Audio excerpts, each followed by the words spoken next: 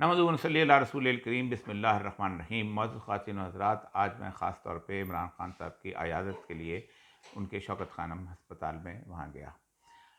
मैंने इससे ज़्यादा बुलंद हौसला शख्स अपनी ज़िंदगी में नहीं देखा।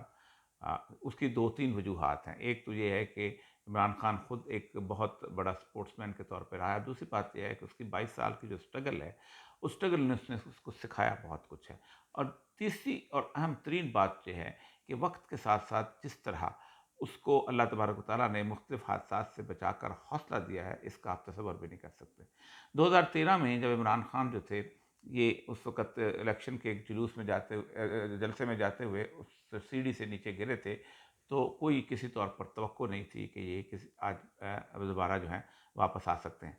बेशुमार लोग जो थे वो समझते थे कि अब तो पैरालाइज़ हो जाएगा, ऐसा कभी बच भी गया तो शायद बिल्कुल वेजिटेबल वाली ज़िंदगी गुजारेगा। आज इमरान खान साहब से मुलाकात का दौरान जब उनके साथ जब बात डिस्कस हुई, तो उन्होंने कहा कि मैं भी खुद हैरान था और डॉक्टर भी हैरान थे कि वो पीछे जो रीढ़ की हड्डी के 3 मोहरे थे, उन पे इफ़ेक्ट हुआ था। तो वो मोहरे जो हैं, अगर उनकी ज़ख्म में ब्लीडिंग अंदर हो जाए, तो आदमी जो है वो फ़ालिज का शिकार हो जाता है और निचला धड़ चला जाता है। लेकिन साथ ही उन्होंने कहा कि स्किन जो थी वो टूट गई, जिससे खून जो था वो बाहर बह गया और अंदर नहीं बहा, जिससे इमरान खान को अल्लाह तबारक व तआला ने मुकम्मल तौर पे सेहत अता की। दूसरी बात इसलिए कि गुज़श्ता जो उनका वाक़या हुआ, जुमेरात के दिन वाला जो वाक़या है, उस दिन के हिसाब से जो जो उनके ऊपर अटेम्प्ट हुई है, मैं बहुत गौर किया। ये इतना प्लान्ड वाक़या था, इतना तफ़सील से उसको प्लानिंग की गई थी कि आप उसका तसव्वुर नहीं कर सकते। ये भी आज उनके साथ तफ़सील से डिस्कस हुआ और मैं कह रहा था कि असल में इस तरह की सूरत-ए-हाल में किसी तौर पे किसी का बच निकलना बहुत मुश्किल है। जीटी रोड के ऊपर आप जब चलते जाएँ तो आपको दोनों तरफ मुख्तलिफ़ किस्म की दुकानें, बाकी चीज़ें, इस तरह की चीज़ें मिलती हैं। कहीं फिर आपको खेत मिलते हैं, दरख्त नज़र आते हैं। तो ऐसी जगहों के ऊपर नॉर्मली इस तरह की सूरत-ए-हाल जो है वो नहीं होती। डबल रोड है और डबल रोड में भी एक तरफ वाले लोग जो हैं, वो एक आदमी को जो अगर ऐसी कोशिश करना चाहे, उसको दूर से देख के पकड़ सकते हैं।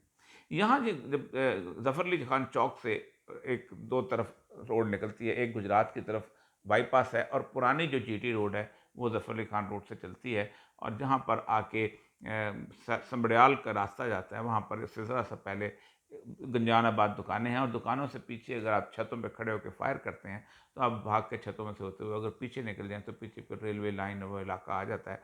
तो आप किसी न किसी तौर पे गलियों में उसमें छुप सकते हैं चीज़ों के साथ। किया ये गया था कि इमरान खान की जब कंटेनर था, बाद में बहुत सुस्त होता है, तो सुस्ती के दौरान इमरान खान के कंटेनर के ऊपर फायर किया जाए।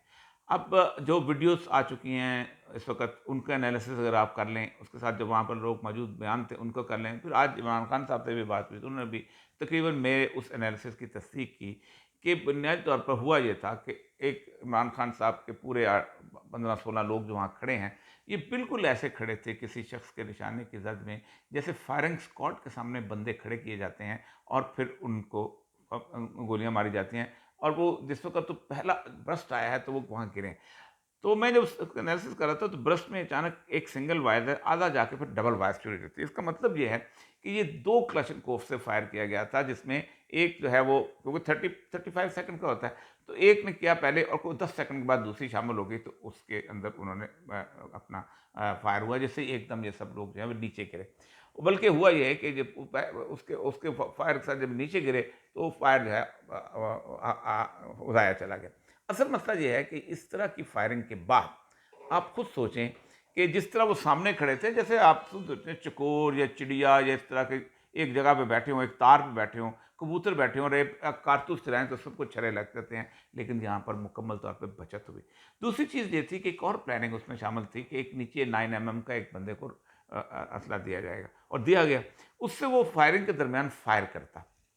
अब वो जो मसला ये था कि 15 फुट कंटेनर है, 15 फुट के ऊपर 2 फुट का उसका रैम्प, वो जो है जगह बनी हुई है। तो नीचे ग्रेविटेशनल फ़ोर्स इतनी होती है कि गोली उतने ऊपर जा नहीं सकती।